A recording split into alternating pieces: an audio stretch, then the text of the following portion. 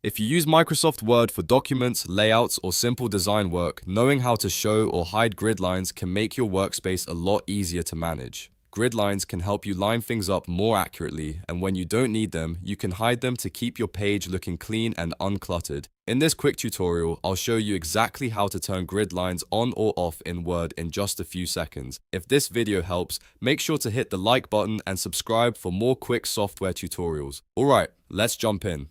First, open Microsoft Word and load the document you want to work on. Once Word is open, look at the top ribbon and click the View tab. This is where Microsoft places many of the display options for your document, including tools that help you control what you see on the screen. Now, inside the View tab, look for the Show group. In this section, you should see a checkbox labeled Grid Lines. If you want to display grid lines, simply click the box to turn it on. Word will immediately show the grid lines in your document area, making it easier to align objects and the view spacing. If you want to hide the grid lines instead, click the same box again to uncheck it. As soon as you do that, the grid lines will disappear from view. It's that simple.